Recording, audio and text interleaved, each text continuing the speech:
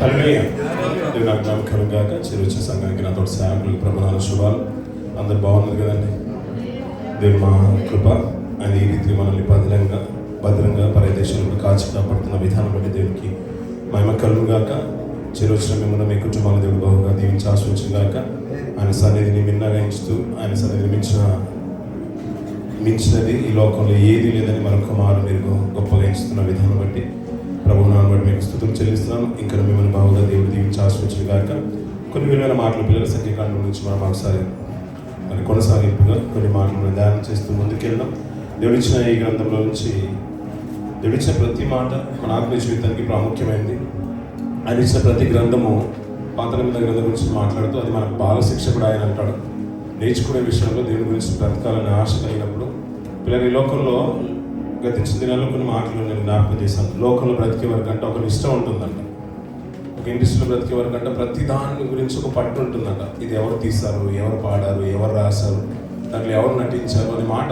అయ్యా నేను బ్రతికిదే దీని కొరకు, దీన్ని నాకు భోజనం పెట్టేది, దీని గురించి అవగాహన లేకపోతే నాకు ఎలా దీని గురించి అంత పటిష్టంగా బ్రతుకుతున్నాను.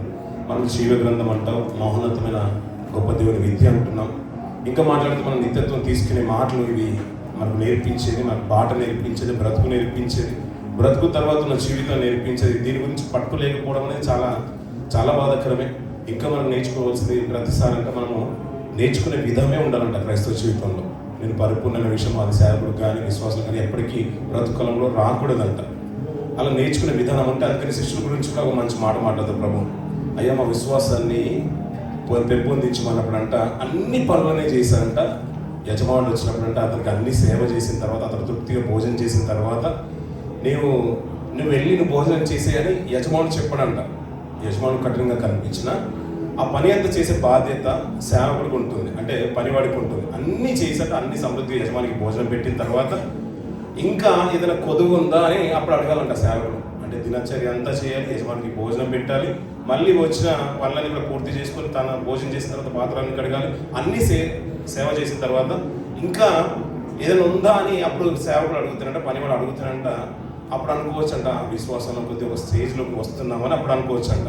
మన బ్రతుకాలను బట్టి కూడా అంట మన ఆత్మీయ జీవితంలో ఇంకా అభివృద్ధి దశలకు వచ్చిన తర్వాత, ఉన్నతంగా ఎదిగిన తర్వాత ఇంకా అంటే తనకంటూ చేయవలసిన చాలా ఉంది, ఏదో కొద్ది మెట్టు మనం ఎక్కామని అప్పుడు అనుకోవచ్చు అంట. బ్రతుకులం అంతా కూడా ఎండింగ్కి వచ్చిన తర్వాత రేపో మాపం మనం పోతామన్నప్పుడు అంతవరకు మన విశ్వాసాన్ని కాపాడుకున్న తర్వాత బహుశా కొంచెం ఏమైనా దేవుని కొరకు చేశానేమో అని అప్పుడు అనుకోవచ్చు అంట. శరీర జీవితం అంతా కూడా కొనసాగించిన తర్వాత ఒకవేళ విశ్వాసం ఎదుగుదల కావాలంటే అన్ని పనులు పూర్తి చేసిన తర్వాత ఇంకా మాకు ఏదైనా చేయాలా ప్రభు అని అప్పుడు అడిగితే అంటే అందులో అభివృద్ధి దశలోకి వెళ్ళినట్టుగా, అంటే అప్పుడు వెళ్ళడానికి ఆస్కారం ఉంటుంది అన్నట్టుగా మాట్లాడుతారు భక్తుడు. ఇంకా లూకా సువార్తలో మత్తయి సువార్తలో మా మాట మనం వింటూ ఉంటాం. ఇలాగే మన ఆత్మీయ జీవితంలో నేర్చుకోవడానికి చాలా ఉన్నాయి పిల్లలు. అలాంటి విలువైన మాటలే దేవుడు మనకి ఇచ్చాడు. అది మనకు అవసరం కాబట్టే దేవుడు రాయించాడు. అలా సంఖ్యాకాండం గురించి మనం మాట్లాడుకుంటున్నాం, మన పితరుల చరిత్ర గురించి మాట్లాడుకుంటున్నాం, వారి గురించి నేటికి తరాలు మాట్లాడుకుంటున్నాయి, మనకున్న ముందున్న తరాలు మాట్లాడుకునేది, రాబోయే తరాలు కూడా ఇస్రాయేల్ చరిత్ర గురించి మనం మాట్లాడుకుంటూ ఉంటాం. దాని గురించి మాట్లాడుతూ అవన్నీ కూడా దృష్టాంతాలుగా ఉన్నాయంటాడు. కొన్ని ప్రక్రియలు క్రియలు, ఆ రోజులో జరిగిన తెగుళ్ళు, కొన్ని మంచి క్రియలంట, అది మనకు బుద్ధి కలగడానికి మనకు దేవుడు రాసి పెట్టాడంట. నిజం కదా పిల్లలు, లోకంలో ప్రతిదీ కూడా మనకు ఆత్మీయ జీవితంలో అభివృద్ధికి దశలోకి తీసుకొచ్చేదే మనకు దోహదపడుతూ ఉంటుంది. ఒక నుంచి నేర్చుకోవడానికి చాలా ఉంటుంది పిల్లలు. ప్రతి సన్నిధిలో ప్రతి సమయంలో 2 గంటల పాటు సమయంలో దేవాలయం నాతో ఏం మాట్లాడుతూ, నేను నీ కొరకు ఏం చేయాలి, నీ మాటకు లోబడే తత్వాన్ని మాకు నేర్పించు, నాకు అది ఇవ్వలేదు ఇది ఇవ్వలేదు కాకుండా ఈ 2 గంటల పాటు సమయంలో నువ్వు నాతో ఏం మాట్లాడుతావు తండ్రి, ఇచ్చిన దాంట్లో నేను ఏ విధంగా నేర్చుకుంటాను. బ్రతుకాలంలో తండ్రి ఇంత అవకాశం ఇచ్చేసే కదా, ఇంత జీవితాన్ని ఇచ్చావు కదా, ఒక కుటుంబాన్ని ఇచ్చావు, సంఘాన్ని ఇచ్చావు, సావాసం ఇచ్చావు, ఉద్యోగాన్ని ఇచ్చావు, ఈ స్థితిగతులన్నీ ఇచ్చావు కదా, దీన్ని బట్టి నేను నీకేమైనా విలువ తీసుకొస్తున్నాను, నేను మయమపరుస్తున్నాను. స్థితిగతుల్లోనే మనం ఉన్నట్లయితే పిల్లరా ఇలాంటి వారు యోగ్యులు అనుకుంటున్నాడు. అంటే ఆశీర్వాదాలకు కానీ ఆయన సన్నిధిలో నిలిచే భాగ్యానికి కానీ అలాంటి వారే దీనికి కావాలి. ఆ రీతిగా మన జీవితాలు కొనసాగాలని కోరుతున్నాను. సంఖ్యాకాండంలో పిల్లరా 36 అధ్యాయాల్లో మనం 3 భాగాలుగా మనం దాన్ని డివైడ్ చేసాం. మొదటి భాగంలో మనం మొదటి 9 అధ్యాయాలు మొదటి భాగం అనుకున్నాం. 10 నుంచి 33 వరకు 2 భాగం అన్నాం. 34 నుంచి 36 వరకు 3 భాగాలు చేసాం పిల్లలు. మొదటి భాగంలో వారు సీనాయి పర్వతాన్ని విడిచిపెడుతున్నారు, సిద్ధపడుతున్నారు సీనాయి పర్వతాన్ని విడిచిపెట్టి వెళ్ళడానికి. 2వ భాగంలో వారు అరణ్య మార్గంలో మోయాబు సరిహద్దు వరకు వెళ్తారు. అక్కడ జరిగిన విపత్తులు, ఆ మధ్యకాలంలో జరిగిన సంఘటనలు, విపత్కర పరిస్థితులంతా, బ్రతుకు విధానం అంతా కూడా 2వ భాగంలో కనబడుతుంది. ఇలా విభాగాలు మనం చేయడాన్ని బట్టి మనం ఈజీగా అర్థం అవడానికి ఆస్కారం ఉంటుంది పిల్లలు. చివరి భాగంలో ఆ యోర్దాను దాటకన ముందు దేవుడు ఇచ్చే వారికి సలహాలు, సూచనలు, బ్రతుకు విధానం, ఆజ్ఞలన్నీ కూడా మనకు కనబడుతూ ఉంటాయి. సంఖ్యాకాండం అంటూనే ఒక సంఖ్యను మనకు సూచిస్తుంది. ఇజ్రాయేల్ సంఖ్యను ప్రజలకు తెలియజేస్తుంది. పిల్లలు, గతించిన దినాల్లో మనం విన్న మాటలు కొనసాగింపుగానే కొన్ని మాటలు మనం ముందుకెళ్తూ కొన్ని మాటలు ధ్యానం చేద్దాం. పిల్లలు 25వ అధ్యాయం 17 వర్షాలు చదువుకొని ముందుకెళ్దాం. పిల్లలు, సంఖ్యాకాండము 25వ అధ్యాయం 17 వర్షం. పిల్లలు, మోషేకు ఇలాగ సెలవిచ్చెను, మిద్యానీయులు తమ తంత్రము వలన మీకు బాధకులై ఉన్నారు, వారిని బాధ పెట్టి హతము చేయడి, వారి తంత్రమును చేసి పేరు సంతతిలోను తెగులు దినమందు పేరు విషయంలో చంపబడిన తమ సహోదరియు మిద్యానీయుల అధిపతి కుమార్తె అయిన వారు మోసపుచ్చారు అంటున్న పిల్లలు. ఆ జరిగిన సంఘటన 25వ అధ్యాయం మనం చూసాం. పిల్లలు, మొదటి భాగంలో జరిగింది ఒక తెగులు జరిగింది. ఆ జరుగుతున్న విధానము దానికి ప్రత్యక్షంగా చెప్పాలంటే ముందున్న అధ్యాయాలు మనకు బాగా తెలుసు. మధ్యలో కొన్ని మన అధ్యాయాలు సంపూర్ణంగా జ్ఞాపకం చేసుకోలేదు. ఎందుకంటే బిలాము గురించి మనకు బాగా సుపరిచితం, బాలకు గురించి కూడా బాగా తెలుసు. అంతకన్నా ముందు ఒక యుద్ధం జరిగింది. అక్కడ అరణ్య మార్గం ఉన్నప్పుడు 3 రాజ్యాలు మనకు ప్రత్యక్షంగా కనబడ్డాయి. ఏదోము దేశం నుంచి వచ్చిన రాజు ఖడ్గం తీసుకుని వచ్చాడు. కానీ ముందుగానే వర్తమానం పంపించేసారు, మేము వెళ్తామయ్యా, మంచి మార్గంలో వెళ్తామంటే ఏదోము రాజు ఒప్పుకోలేదు. కానీ దేవుడు వారితో యుద్ధం చేయమని చెప్పలేదు. ఎందుకంటే వారు నీ సహోదరులు లాంటి కుటుంబం కాబట్టి వారితో యుద్ధం చేయొద్దన్నాడు. అందుకని ఏదోము మార్గం విడిచిపెట్టి వారు వెళ్ళిపోయారు. అదే అరణ్య మార్గంలో వెళ్ళిపోయారు. వారు కాలినడకన రాజమార్గంలో వెళ్ళడానికి ఆ రాజు ఒప్పుకోలేదు, ఖడ్గంతో నిలబెట్టాడు. ఈ మాటలన్నీ కూడా దేవుడు ప్రతిదాన్ని కూడా అండర్లైన్ చేసుకున్నట్టుగానే ప్రతిదీ కూడా పరిగణలోకి తీసుకుంటూ ఉంటాడు. ఆ తర్వాత వచ్చిన రాజుల్లో ప్రాముఖ్యమైన రాజు వచ్చాడు. బలమైన రాజుల గురించి మనం మాట్లాడుకున్నాం, సింహం గురించి మాట్లాడుతూ ఉంటాం, భాషల రాజు గురించి మనం మాట్లాడుకున్నాం. ఆ గొప్ప రాజుని కూడా దేవుడు హతము చేసినట్టుగా చూసాం. పిల్లలు, వారుగానే వచ్చారు. కానీ రాజులతో యుద్ధము చేయమని దేవుడు ప్రతిపాదన తీసుకొచ్చిన వాడు కాదు. ఆ సందర్భంలో కొన్ని మాటలు మనం జ్ఞాపకం చేసుకున్నాం. అంతేకాకుండా కీర్తన భాగంలో ప్రతి సంవత్సరం మనం జ్ఞాపకం చేసుకున్నాం. దేవుడు గొప్ప రాజును హతము చేశాడన్నమాట, ఆయన కృప నిరంతరం ఉండిన మాట గురించి మనం ఎప్పుడూ వింటూ ఉంటాం. అలా వెళ్తున్న తరుణంలో మరొక రాజు కనబడుతున్నాడు. ఎవరు ఆయన? మోయాబు రాజు కనబడుతున్నాడు. అంతే కదండి, గతించిన వారంలో మనం జ్ఞాపకం చేసుకున్న మాట. ఆయన వెళ్తున్న మాటలో దేవుడు వెంటనే అన్న మాట ఏంటంటే, వారు మీ సహోదరులు, వారితో యుద్ధం చేయదు, వారి భూభాగంలో నేను ఒక ఇంచు స్వాస్థ్యాన్ని కూడా నేను మీకు ఇవ్వలేను, వారి భూభాగాన్ని మీకు స్వాస్థ్యంగా నేను ఇవ్వలేదు, కాబట్టి వారిలో ఏ ఆశ ఉండొద్దు అని అనుకున్నాడు. కానీ ఈ మిద్యాను రాజు, ఈ మోయాబు రాజు ఆ వారి కొన్నావు అంటే అంతకుముందు జరిగిన పరిసరాలన్నీ కూడా బాగా అవగాహన ఉన్నాడు. కాబట్టి నాకంటే బలమైన రాజులు సంహరింపబడ్డారు. కాబట్టి వీరితో యుద్ధం చేసి నేను గెలవలేదు. కాబట్టి కుయుక్తిగా ఆలోచించాడు. ఎవరైనా కుయుక్తి ఆలోచించింది ఎవరు? మీరు వింటున్నారు కదండి, వింటున్నారు కదా. ఈ రాజు గురించి పేర్లు మరి ఒకవేళ జ్ఞాపకం ఉండాలనుకుంటే మరొకసారి చదువుకొని ముందుకెళ్దాం. అదే సంఖ్యాకాండం 22వ అధ్యాయం 22వ అధ్యాయం కొన్ని 3వ వచనం నుంచి కొన్ని మాట చూద్దాం. 2వ వచనం, సిప్పోరు కుమారుడైన బాలకు ఇశ్రాయేలీయులు అమోరీలకు చేసినదంతయు చూశారు. జనములు విస్తారంగా ఉన్నందున భయపడిరి.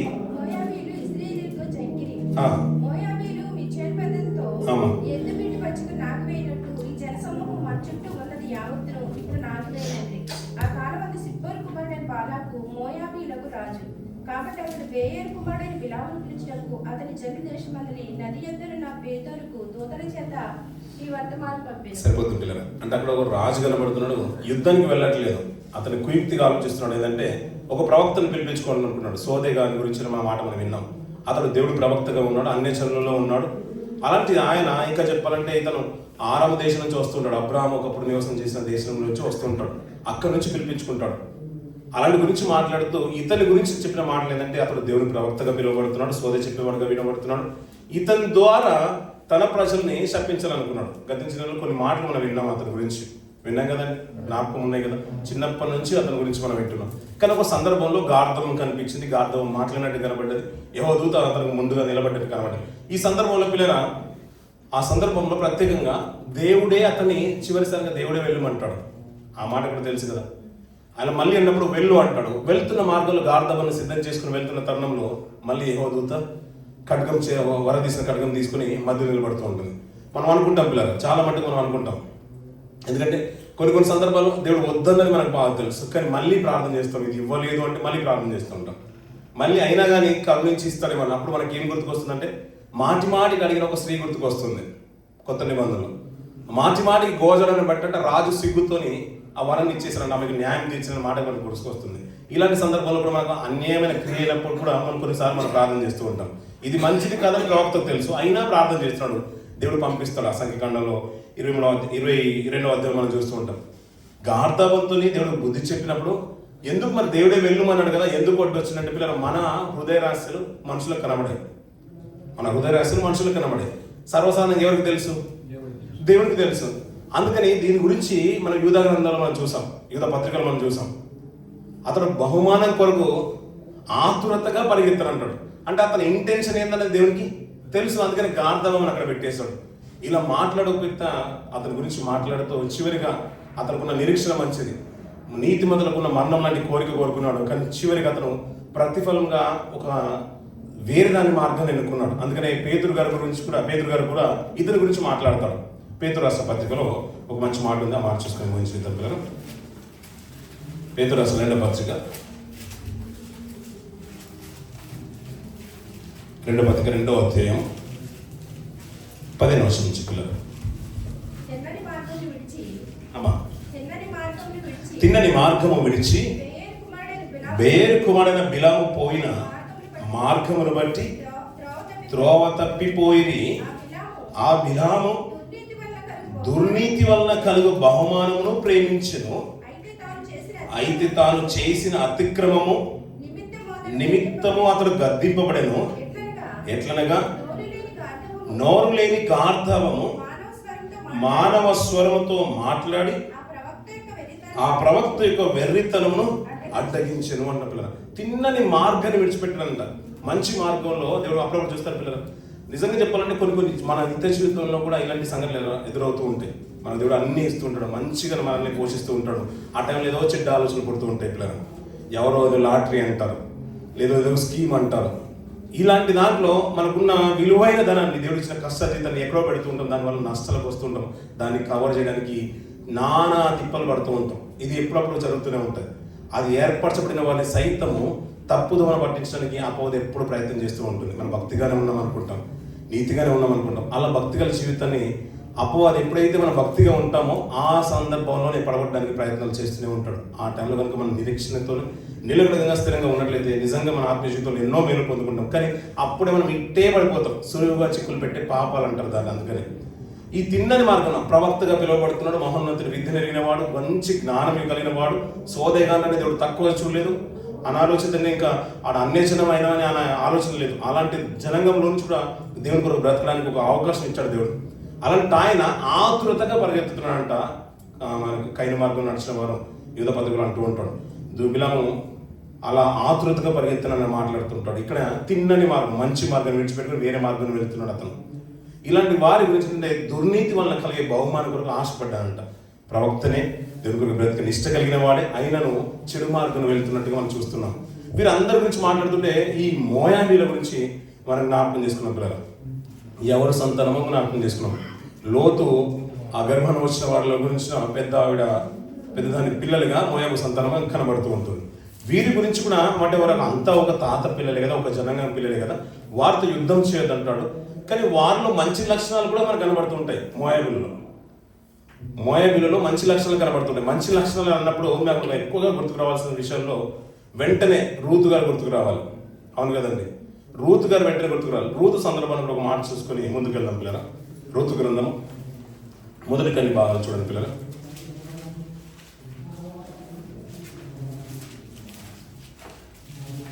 మొదటి అధ్యాయం మొదటి కొన్ని భాగాలు.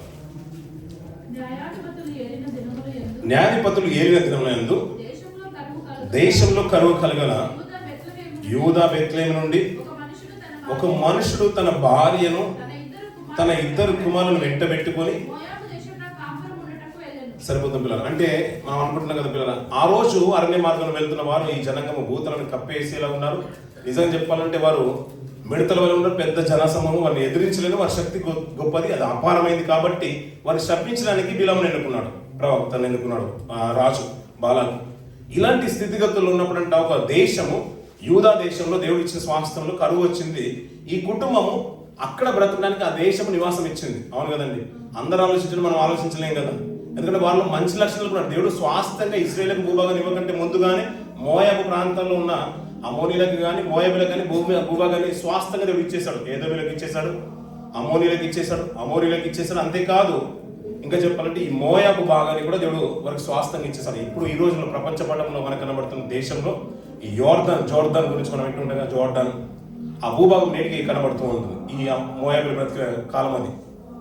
మోయాబులు ఎక్కడైతే నివాసం చేశారో ఈ యెరూషలేము కింది భాగంలో, పాలు తెలుగు దేశానికి కింది భాగంలో కనబడుతున్న ఈ జోర్డానే ఆ రోజున మోయాబు భూభాగం. అందుకని ఆ భూభాగాలన్నీ కూడా సస్యశ్యామలంగా నేటికి కనబడుతూ ఉంటాయి. అది స్వాస్థ్యంగా పొందుకున్న దేశాలైనా కూడా ఈ జోర్దాన్లో కూడా ఆ మనుషులు తెల్లగానే ఉంటారు. ఆ భూభాగాల్లో కూడా నీరు కూడా స్వచ్ఛమైందంట. నేటికి పంటలు కూడా చక్కగా పండుతూ ఉంటాయి. ఈ జోర్డాన్ భూభాగాలని సరిహద్దుల్ని కూడా దేవుడు వారికి స్వాస్థ్యంగా ఇచ్చాడు మోయాబులకు.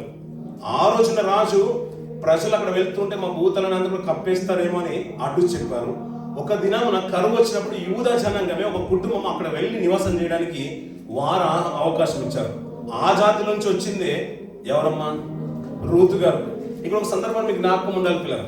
అంటే అంత అన్యాయమైన జనాంగమైనప్పటికీ, అంతటి చెడ్డ జనాంగమైనప్పటికీ కూడా ఒక కుటుంబానికి నివాసం చేయడానికి, ఆ దేశంలో ఉండడానికి మంచి అవకాశం ఇస్తున్నారు. ఇంకా చెప్పాలంటే వారికి ఉన్న మంచి లక్షణాల్లో దావీదు గారు రాజ్యంలో ఉన్నప్పుడు, రూలింగ్లో ఉన్నప్పుడు, అంటే రూలింగ్లోకి వెళ్ళకనే ముందు సౌలు బ్రతుకున్నప్పుడు అతను పారిపోతూనే ఉంటాడు. పారిపోతున్న తరుణంలో అతను అరణ్యంలో ఉన్నాడని విన్నప్పుడంట అతనికి అనుకూలమైన వారు, అప్పు చేసిన వారు, బాధల్లో ఉన్నవారు, కష్టాల్లో ఉన్నవారు ఇంచుమించు 400 మంది దావీదుతో ఉండడానికి అరణ్యానికి వస్తూ ఉంటాడు. నాకే తిండి ఏది కుటారాలు లేవు, ఉండడానికి అవకాశం లేదు, తిండి లేదు, నోచుకోవడానికి లేదు, మీ అందరిని పట్టుకుని ఎలా అరణ్యంలో తిరిగేదని తీరేం చేస్తారంటే ఇతను ఈ 400 మందిని మోయాబు రాజుకి అప్పచెప్తాడు. ఆ మోయాబు దేశంలో నేను వచ్చే వరకు, నేను అంత సెట్ చేసే వరకు, అన్ని బాగుండే వరకు వీళ్ళు బాగా చూసుకోమని వారికి అప్పచెప్తూ ఉంటాడు. మన సమీర గ్రంథాలు మనం చూస్తూ ఉంటాం మాటలు కూడా. అంటే వారికి ఉన్న మంచి లక్షణంలో ఇది కూడా ఒకటి కనబడుతుంది. కానీ ఇది మామూలు దశ కాదు. అంటే వారు మంచి వారైనను, ఇశ్రాయేలు కంటే ముందుగా భూభాగాన్ని పొందుకున్నాను, పాలు తినటువంటి దేశానికి సరిహద్దులో నివసించిన వారు, దరిదాపులో ఉన్న వారు అంతా బాగున్న తరుణంలో దేవుడు వారిని ఒక మంచి మాట అంటాడు, శపించేస్తాడు. ఎలా శపించేస్తాడో ద్వితీయోపదేశకాండం చూడండి పిల్లలు. ద్వితీయోపదేశకాండం 23వ అధ్యాయము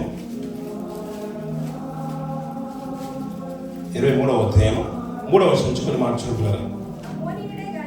అమోనీయుడే గాని మోయాబీయుడే గాని యెహోవా సమాజంలో చేరకూడదంట. ఇక్కడ మాట చూడండి, అమోనీయుడే గాని మోయాబీయుడే గాని యెహోవా సమాజంలో చేరకూడదు. వారిలో 10వ తరము వారైనను ఎన్నడూ యెహోవా సమాజంలో చేరకూడదు.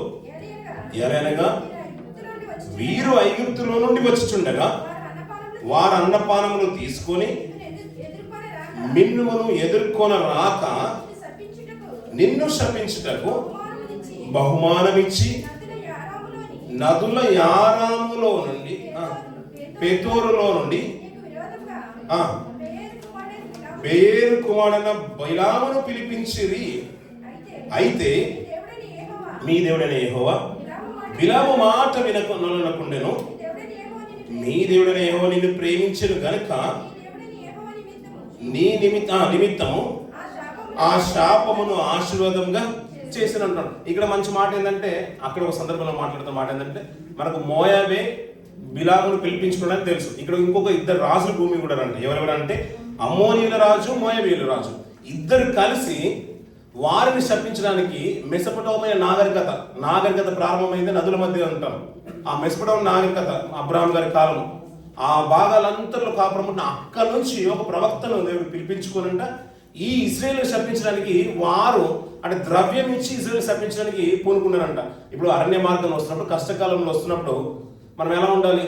వాళ్ళు అంటే స్వీకరించాలి, అంటే సన్మానించాలి, లేదంటే ఆహ్వానం తెలిపాలి. కొత్తగా వచ్చిన విశ్వాసకి ఎలా ఉండాలి? దగ్గరికి వెళ్ళి పరామర్శించాలి, లేదంటే కొన్ని డబ్బులు ఇవ్వాలి, లేకపోతే సహకరించాలి, లేకపోతే భోజనం పెట్టాలి, ఏదైనా షెల్టర్ ఇవ్వాలి. అదే కదా మనం చేసేది. ఎందుకు వచ్చావు, ఇక్కడ రాకూడదు, ఇది రంబలు ఉంటుంది, ఇక్కడ ఇసుకుంటుంది అంటే వాడు ఉంటాడు. అలాంటి సిచ్యువేషనే వీరు అరణ్య మార్గం వస్తుంటే వారిని శపించడానికి ఒక ప్రవక్తను ఏర్పాటు చేసుకున్నాడంట. అందుకని దేవుడు దీనికి తీసుకున్న నిర్ణయం ఏంటంటే ఈవెన్ 10వ తరం అయినా కూడా వారు ఇజ్రాయేల్ చేరకూడదంట. అంటే చేరకూడదంటే వాళ్ళ నుంచి సంబంధాలు తీసుకొని రాకూడదు, వారికి పిల్లల్ని ఇవ్వకూడదు, అంత కఠినమైన ఆజ్ఞ పెట్టేశాడు. కానీ దేవుడికి మంచి ఆలోచన ఏంటంటే ఒకప్పుడు అదే ద్వితీయోపదేశకాండము 1వ భాగంలో చూసినట్లయితే పిల్లరా 2వ అధ్యాయము 9వ వచనం చూడండి పిల్లరా. అమ్మా మనము తిరిగి ఆ. మోయాబు అరణ్యమున ఆ. ప్రయాణం చేయుచుండగా యెహోవా నాతో నాతో ఇట్లా నేను మోయాబీయులను మోయాబీలను బాధింపవద్దు. వారితో యుద్ధం చేయవద్దు. సరిపోతుంది పిల్లలు. అక్కడ యుద్ధం చేయొద్దు, వారితో బాధింపవద్దు. వారు మంచి వాళ్ళు అంటే ఏ రీతి మంచి వారు అంటే లోతు సంతానం గురించి మనకు జ్ఞాపకం ఉంది కాబట్టి అందులో నుంచి వచ్చిన వాళ్ళు కాబట్టి వారితో యుద్ధం చేయొద్దు అని అన్నాడు. అంటే మంచి ఆలోచన వారి పట్ల ఉంటే దాన్ని నిలుపుకోలేకపోయారు వాళ్ళు. అందుకనే వారికి మంచి ఆలోచన ఉంది కాబట్టి లోతు సంతానానికి ఆ దేశాలన్నీ కూడా సరిగా ఇచ్చేస్తారంట. మన బైబిల్ పట్టణంలో చూస్తూ ఉంటే యెరూషలేము కంటే కిందున్న భూభాగాలన్నీ కూడా మోయాబు, ఏదోము, అమ్మోనీల భూభాగాలు కనబడుతూ ఉంటాయి. ఈ జోర్దాన్ పరిసర ప్రాంతాలు కూడా దేవుడు వారికి స్వాస్థంగా ఇచ్చింది. అలాంటి వీరితో ఎందుకంటే 10వ తరాలు వచ్చినా కూడా వారితో నుంచి సత్సంబంధాలు పెట్టుకోదు, ఇజ్రాయేలుతో చేయకూడదంట. అంత కఠినంగా వచ్చేసేది. అందుకని అతను తీసుకున్న నిర్ణయం ఎంత చెడ్డదో గద్దించిన వారు మనం జ్ఞాపకం చేసుకున్నాం. వారిని ప్రేరేపించాడంట. వారి విగ్రహాలకు బలిచ్చిన వాటిని తినే రీతిగా బిలాము బాలాకు నేర్పించేశాడు. అయ్యా నువ్వు ఏం చేయాల్సిన అవసరం లేదు, నేను వారిని ఆశ్రయించాలనుకున్నా దేవుడు వారిని శపించాలనుకున్నా ఆ శాపము ఆశీర్వాదంగా దేవుడు మళ్ళీ చేస్తాడు. ఎందుకంటే వారు ఆశీర్వదింపబడిన జనాంగం. నేను ఏం చేసేది ఏం లేదు దాంట్లో. ఇప్పుడు ఏం చేయాలంటే నువ్వు వారిని ప్రేరేపించు, విగ్రహాలకు అర్పించిన వాటిని తినే రీతిగా చెడ్డ వాటిని వారికి చూపించేసి విపరీతమైన వాటిని చూపించేసి వారు తప్పు చేసే రీతిగా వారిని ప్రేరేపించమన్నాడు. అందుకని బిలాము చేసింది అది అవాంఛనీయ కార్యం, అంటే దేవుడు సహించలేని కార్యం. ఆ రోజు చాలా మంది చనిపోయారు తెగుల చేత.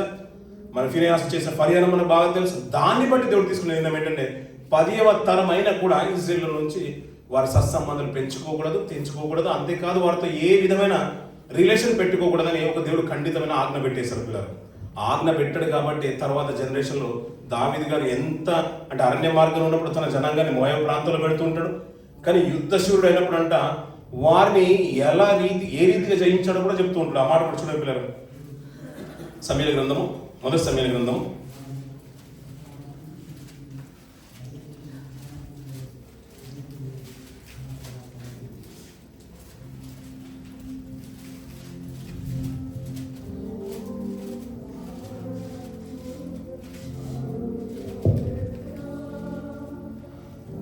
1వ గ్రంథము వారి యుద్ధం చేసి వారికి ఇచ్చిన అవకాశాన్ని అక్కడ భక్తుడు తెలియజేస్తూ ఉంటాడు. ఆ భూభాగాన్ని మనం చదువుకుందాం పిల్లరా.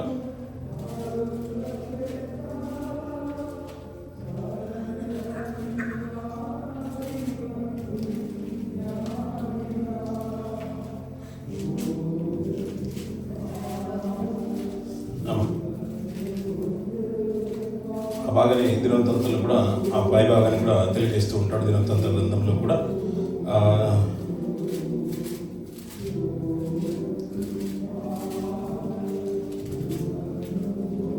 ఒక భాగాన్ని కూడా చూసుకొని ముందుకెళ్దాం పిల్లలు. ఆ వారితో యుద్ధం చేసిన రాజులలో ఒక 2వ రాజుల గ్రంథంలో కూడా ఒక ప్రస్తావన తీసుకుని వస్తూ ఉంటాడు.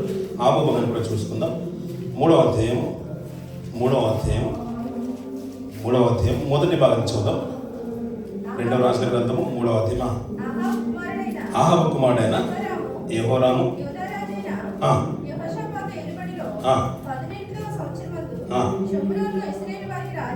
రాజై సరిపోతుంది పిల్లరా. ఈ సందర్భంలో యుద్ధం జరుగుతుంది. దానికంటే ముందు దావీదు సందర్భం అన్నాం కాబట్టి దావీదు తరతంత్రం సొలొమోను రాజ్యం వెళ్తూ ఉంటాడు. సొలొమోనుతో కూడా దేవుడికి మాటలు మాట్లాడుతుంటాడు. 1వ రాజుల గ్రంథము 11వ అధ్యాయము మొదటి భాగం చూద్దాం పిల్లరా. మొదటి భాగము మొదటి వర్షం నుంచి 11వ అధ్యాయం మొదటి భాగం. మోయాబీయులు, ఎదోమీయులు, అమోనీయులు, సీదోనీయులు, హిత్తీయులు అను జనులు త్రిప్పుదురు గనుక సహవాసము చేయకూడదు.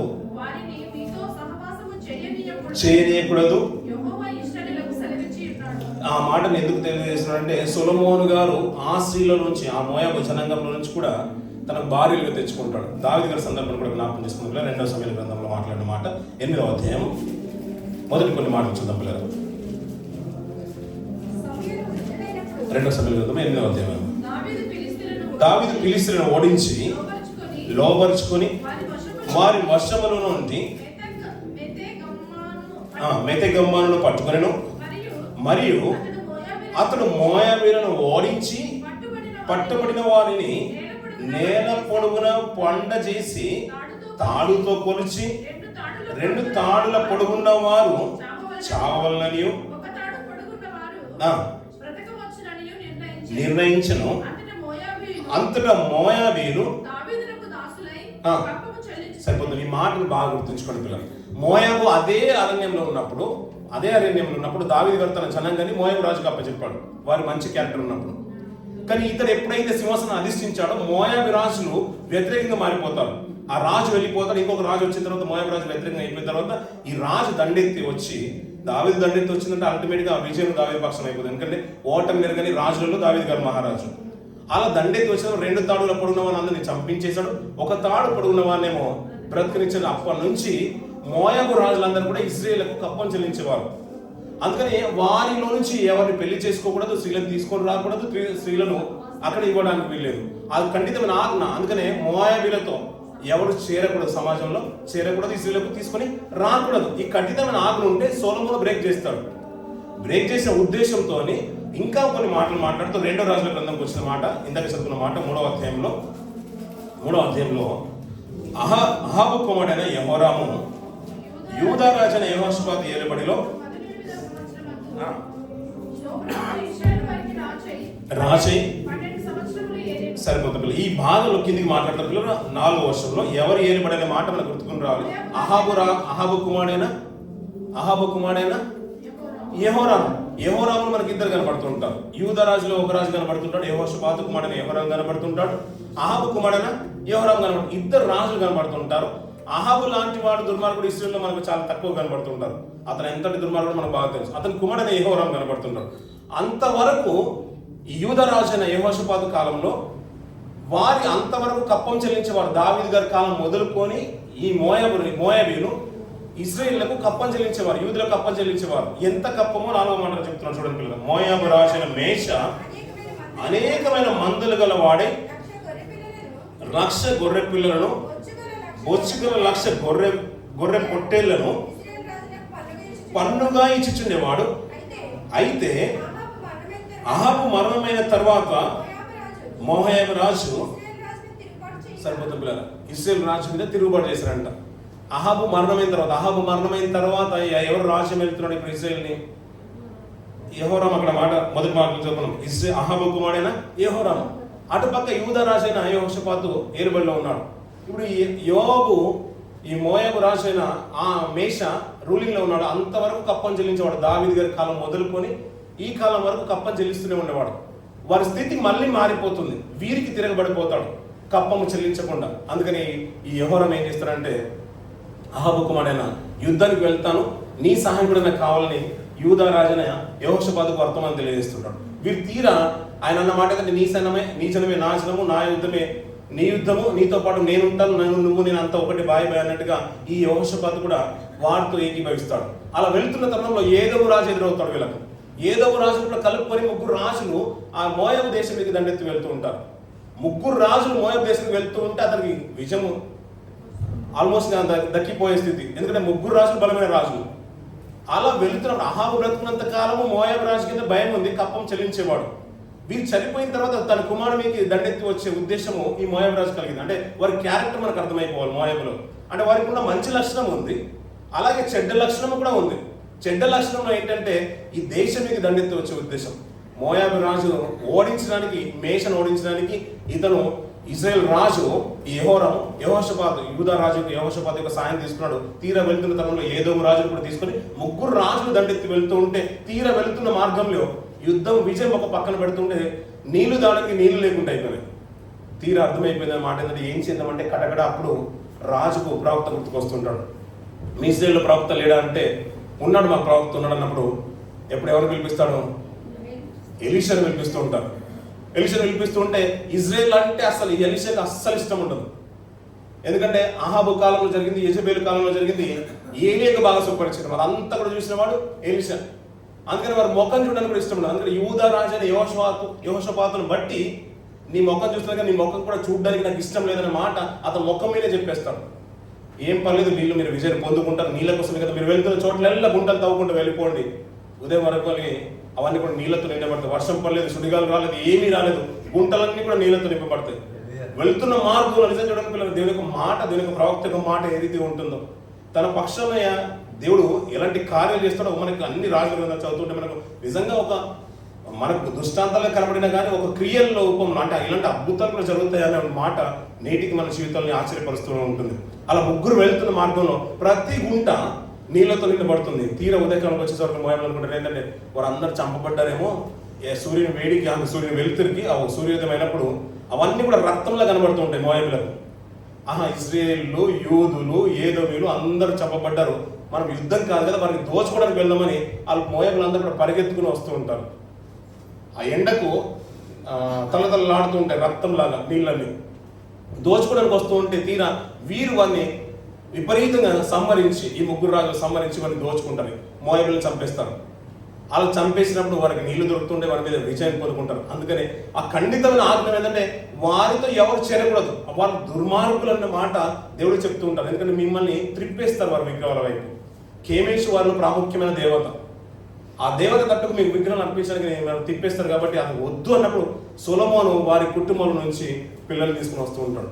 చివరికి అతనికి కూడా తన భక్తి జీవితాన్ని కూడా పాడు చేసే స్థితిగతులు, విగ్రహాలు నిలబెట్టే స్థితిగతుల్లో ఈ మోయాబీల పాత్ర మనకు బాగా కనబడుతుంటుంది. కాలక్రమేణా పిల్లలు దేవుడు అందుకని మాట ఏంటంటే వారి సమాజంలో చేరొద్దు అన్నాడు.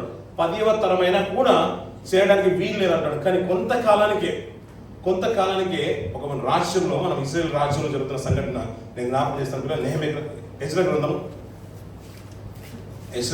9వ అధ్యాయం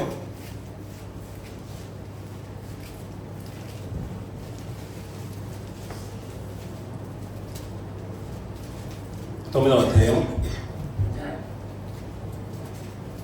మొదటి కొన్ని మాట చూడండి పిల్లలు.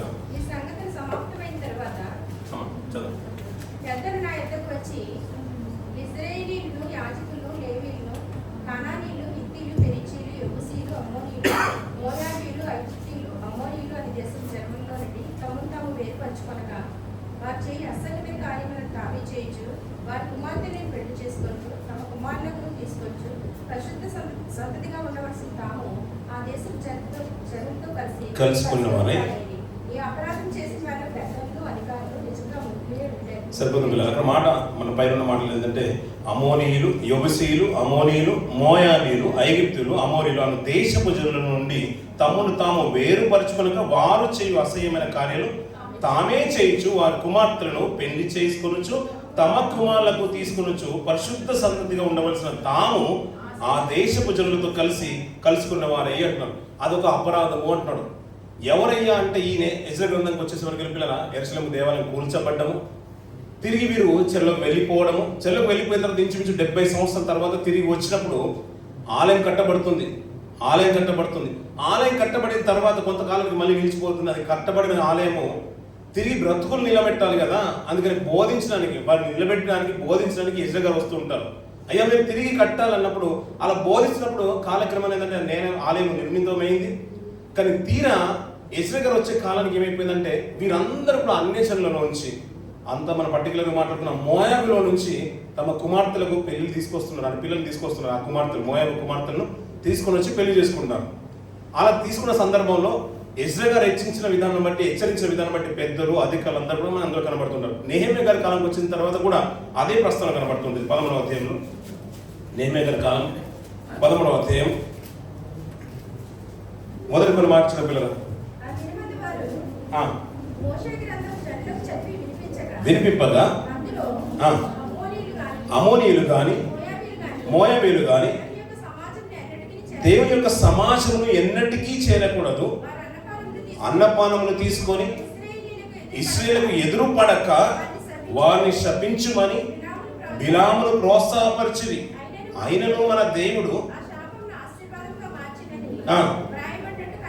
కనబడిన సరిపోతు పిల్లలు. ఈ భాగాన్ని మళ్ళీ నెహెమ్యా గారు మాట్లాడుతున్నారు.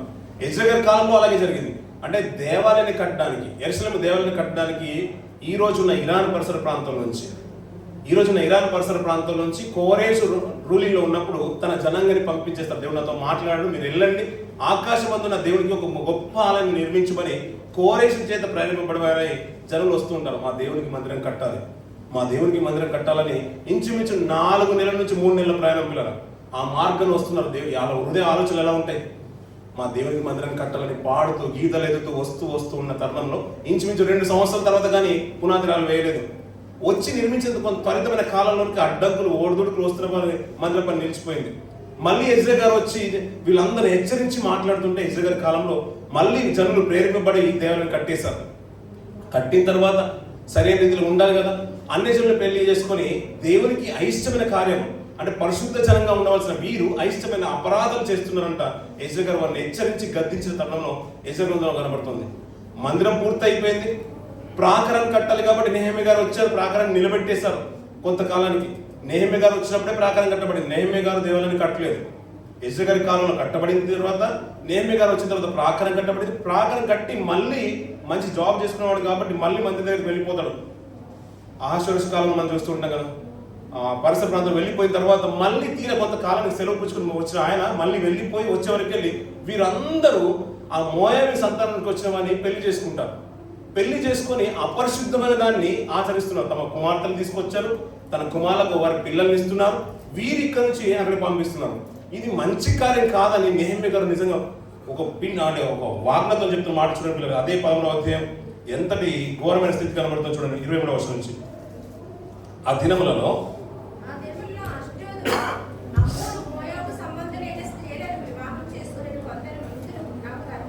కనబడేవి మాట్లాడువారు ఎవరికి రాదు, వాదించి వారిని శపించి కొందరిని కొట్టి వారి తల వెంట్రుకలు పెరిగి వేసి మీరు వారి కుమారులకు మీ కుమార్తెలకు ఇయ్యకయు పుచ్చుకొనకయు ప్రమాణం చేయించి ఇట్టి కార్యము జరిగించి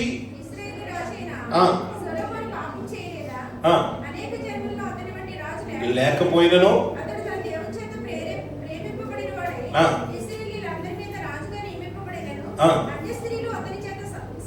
అతని చేత సహా పాపము చేయించలేదా? కాగా ఇంత గొప్ప కీడు చేయునట్లును మనకు దేవునికి విరోధంగా పాపం చేయనట్లును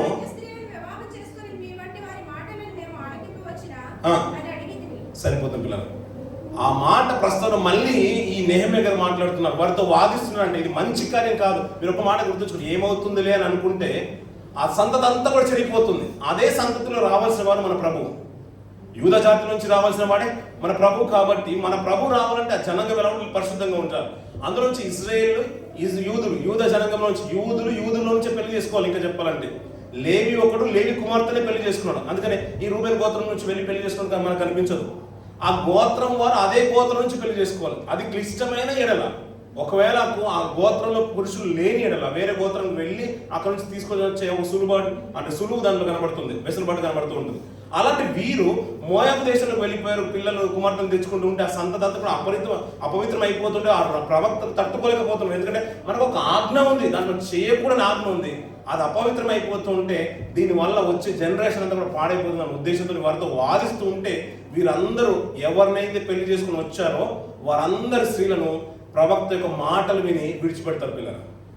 ఈవెన్ పిల్లలు కలిగిన వారిని కూడా విడిచిపెట్టి మరి దేవుని కొరకు పవిత్రపరచుకుంటారు. అంటే వారి సంతతి ఎందుకు చెడ్డదంటే వారు ద్రవ్యం ఇచ్చి తన జనాంగాన్ని శపించడానికి కోరుకున్నారు.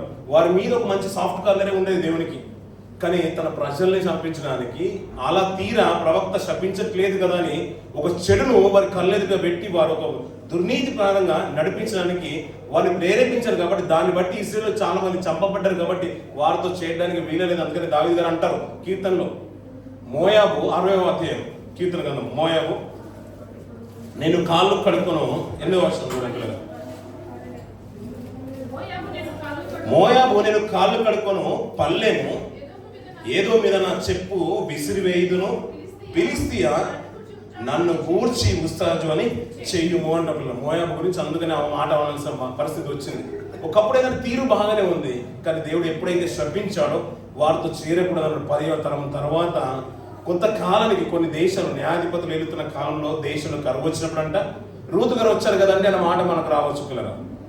అందుకనే పిల్లరా, దేవుడికి బిలాము వెళ్తున్నాడు కానీ ఆయన వెళ్ళు మంది దేవుడే. మాటి మాటికి బిలాము దేవుడు అయ్యా వెళ్ళాలా వద్దా, వారు వస్తున్నారు నేను వెళ్ళాలని ఇష్టం లేదు కానీ వారు వచ్చి నిలబడుతున్నారు, ఏం చేయమంటే వెళ్ళు అన్నాడు. వెళ్తున్న మార్గంలో ఇతను ఆతురత వెళ్తున్నాడు, ఎందుకంటే దుర్నీతి బహుమానం కొరకు ఆశపడుతున్నాడు. అందుకని మనసు తెలుసు కాబట్టి గార్ధబను నిలబెట్టేస్తాడు. అలా నిలిచిపోయింది, భయపడిపోయాడు. అందుకనే రూతు క్యారెక్టర్ గురించి మనం మాట్లాడుకుంటే పిల్లరా, అక్కడ మోయాబు దేశం నుంచి వచ్చిన మోయాబును వారికి ఆశ్రయం ఇచ్చారు. ఆ తరుణంలో ఉన్న రాజు ఆశ్రయం ఇచ్చాడు. అంతేకాదు అందులో ఇద్దరు వచ్చారంట, ఇద్దరు కుమార్తెలు వచ్చారు అక్కడ నుంచి, మోయాబు కుమార్తెల నుంచి. అతని ఎవరికి, ఎల్కనా గారికి ఆ సంతానంలో, అంతే కదండి, ఎలిమెలెకు ఇద్దరు వచ్చారు, ఇద్దరు కుమార్తెలు వచ్చారు. ఎవరెవరు మరి? ఇప్పుడు ఇద్దరు వచ్చినప్పుడు తన యజమాని కోల్పోయింది, ఇద్దరు కుమారులను కోల్పోయింది. ఆ తీరా యూదాలో దేవుడు దర్శించేసాడు, అక్కడ అన్నం దొరుకుతుంది, సమృద్ధిగా ఉందన్న వార్త ఎవరు విన్నారు? ఇప్పుడు నయోమి గారు విన్నారు. వెళ్తుందంట, వెళ్తున్న మార్గంలో మనం అనుకునేది ముందుగానే మాట్లాడేసుకుంది, పెద్దగా పంపించింది కాదంట. వెళ్తున్న మార్గంలో అమ్మ మీరు వెళ్ళండి అమ్మా, మీ తల్లి దగ్గరికి వెళ్ళి నివసించమంటే ఇద్దరు ఒప్పుకోరు. మనం ఇద్దరు దొంగలు గుర్తుకు రావాలి. దూషించిన వాళ్ళు ఇద్దరు ఉన్నట్టుగా ఇక్కడ వెళ్ళమంటే ఇద్దరు వెళ్ళనంటారు. వెళ్తున్నాడు, అమ్మాయి పరిస్థితి దారుణము, నాకు ఇంకా చిన్నోడు కూడా లేడు, నేను ఇంకా నాకు సంతతిలో నాకు వేరే ఆప్షన్ ఏం లేదు, మీరు వెళ్ళిపోండి అంటే ముద్దు పెట్టుకుని మరి అత్త ప్రేరేపణ బట్టి, అత్త మాటలను బట్టి పెద్దది వెళ్ళిపోతుంది. చిన్నది కూడా హత్తుకుంది, కానీ నన్ను వెళ్ళమనొద్దు అని చెప్పింది. కానీ అతను మనసు ఎరిగిన వాడు కాబట్టి, దేవుడు హృదయ రహస్యం ఎరిగినాడు కాబట్టి, ఏ జనంలో ఉన్నా కానీ నీతి గల జనము ఏ జనంలో ఉన్నాను ఆ నీతి మంత్రులు అయితే ఈ మెసపొటామియా నాగరికత నుంచి బిలామును పిలుచుకున్నట్టుగా, ఆరవ నాగరికతలో ఉన్న అబ్రహాం గారిని పిలుచుకున్నట్టుగా ఈ రీతిగానే రూతును కూడా పిలుచుకున్నాడు. అందుకనే ఆ మోయాబు దేశము చెడిపోయిన దేశం అయినప్పటికీ కూడా దాని జనాంగం అంటే అపరాధం చేసిన వారైనా కానీ అందులోంచి మంచి కలిగినప్పుడు ఈ రూతును దేవుడు అందులోంచి ఎన్నుకున్నట్టుగా మనకు కనబడుతూ ఉంటుంది. అందుకని అయ్యా ఈ మోయాబు దేశం మంచిది కాదు, జనులు మంచివారు కాదని ప్రవక్త జీవితంలో హెచ్చరిస్తూనే ఉన్నాడు. చివరికి వారు తంత్రము వలన ఇజ్రాయేలును ప్రేరేపించారంట. అదే మాట మాట్లాడుతూ మనం ముందుకెళ్ళినప్పుడు సంఖ్యాకాండం 25వ అధ్యాయం ముందు చదువుకున్న మాట, మరి యెహోవా మోషేకి ఇలా సెలవిచ్చును, మిద్యానీయులు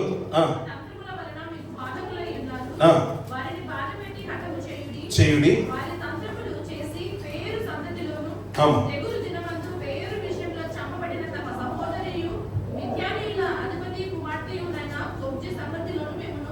మోసపుచ్చిరి అన్న పిల్లలు. వారు మోసపుచ్చి ఇశ్రాయేలు చాలా మంది చంపబడ్డానికి ఇంచుమించు 24,000 మంది ఆ తెగుల్లో హతులైపోయారు.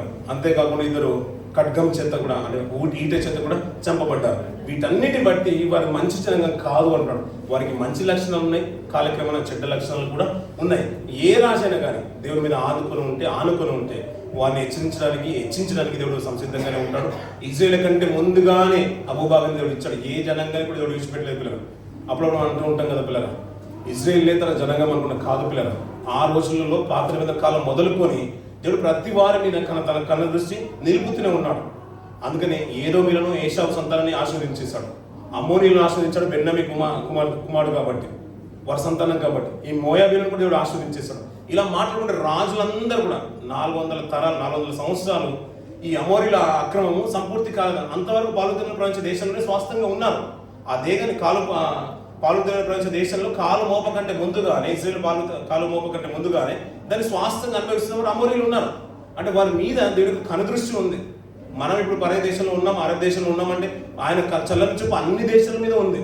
దాన్ని ఎవరైతే సాత్వికంతో అంగీకరిస్తున్నారో అది పరే దేశంలో ఉన్నాను, అది శత్రు దేశమైనను బానిసత్వ దేశమైనను వారి దేవుడు ఉన్నతంగానే నిలబెట్టాడు. మచ్చుకు మనం జ్ఞాపకాల్సిన మాట ఏంటంటే అది బబులోను సామ్రాజ్యమే. కానీ నీతిగా ఉన్నవారు ఎలా ఉన్నారు? నీతిగానే ఉన్నారు. అంతఃపురంలో బ్రతికిన రాజులు సైతము, రాజకుటుంబంలో వచ్చిన రాజకుమారులు షడ్రక మేషక అబద్ధికులు వారు నీతిగానే ఉన్నారు. దేవుడి కరుణ కటాక్షం వారి మీద ఉంది. అందుకనే ఇర్మియా గారు అంటారు, హెజ్కేలు గ్రంథంలో కూడా మనం మాట్లాడుతున్న మాట ఏంటంటే ఒక అంజురపు గంప కనబడుతుంది. శ్రేష్టమైనవి ఉన్నాయి, కుళ్ళిపోయినవి ఉన్నాయి. కుళ్ళిపోయిన వారు ఏ రీతిగా సమ్మానింపబడ్డారో అలాగే శ్రేష్టమైన స్థానంలోనే దేవుడు ఉంచేశాడు. అందుకని మన నీతి క్రియలు మంచిది అవుతే దేనికి ఆశీర్వాదం ఎల్లప్పుడూ మనకు తోడుగానే ఉంటుంది. కష్టం రాదని కాదు, విపత్తు రాదని కాదు, ఖడ్గము రాదని కాదు, వస్తాయి. కానీ దాని అన్నిటి నుంచి దేవుడు విడిపించాలంటే మన నీతి క్రియలు మనకు తోడుగా ఉండాలి. అయ్యా నీతిమంతుడు అయితే నేను ఎక్కడి నుంచినే తప్పిస్తాను. అది 6 బాధలు కలిగినాను, 7 బాధలు కలిగినాను, దాని నుంచి దేవుడు నీతిమంతుడు విడిపించగలుగుతాడు.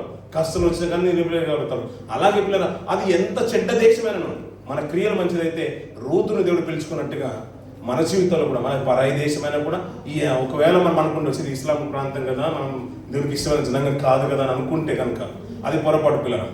మన క్రియలు కూడా నీతి క్రియలు అయితే అది ఏ జనాంగమైనను, ఏ దేశమైనను, అన్య జనాంగమైనను దేవుడు పిలుచుకొని నిలబెట్టడానికి దేవుడు సంసిద్ధుడు.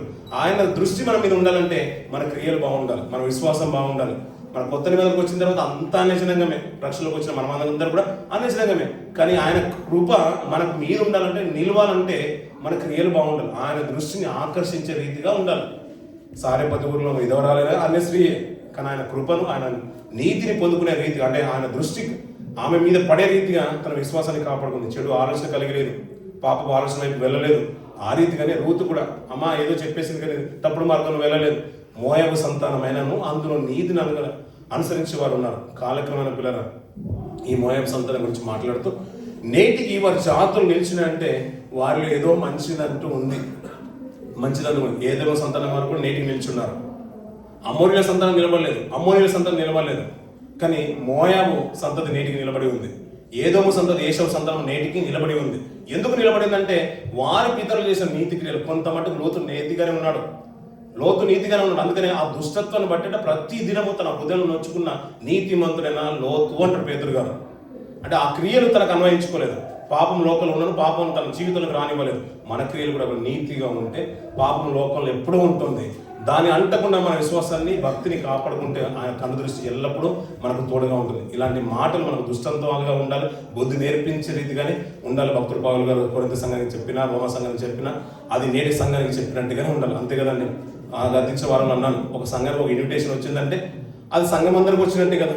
ఒక పత్రిక సంఘానికి రాయబడుతుందంటే ఈ నేటి క్రైస్తవ సంఘంలో ఉన్న, క్రీస్తు సంఘానికి ఉన్న అందరికీ వచ్చినట్టుగా ఆ పత్రిక. ఆ రోజు రోమ పత్రిక రాసిన, కొరింథీ సంఘానికి పత్రిక రాసిన, ఇప్పుడు నేడు క్రీస్తు సంఘంగా పిలువబడుతున్న మనకు కూడా, క్రీస్తు సంఘం సార్వత్రిక సంఘం కాబట్టి ఆ పత్రిక మనకు ఉంటుంది. అది దృష్టాంతాలుగా మనకు సూచిస్తుంది, మనకు బుద్ధి కలగడానికి అంటున్నాం. దీంట్లో నేర్చుకోవడానికి చాలా విషయాలు మనకు ఉన్నాయి. దేవుడు ఆస్కారం ఇస్తే, అవకాశం ఇస్తే మా ముందుల తరంలో కొన్ని మాటలు మనం ఇంకా నేర్చుకుందాం. ఈ కొద్ది మాటలు మన ఆత్మీయతకి ఉపయోగపడాలని కోరుకుంటూ ఈ మాటలు ముగిస్తాం. దేవుడి మాటలు దీవించి ఆశ్రయించిన కాక.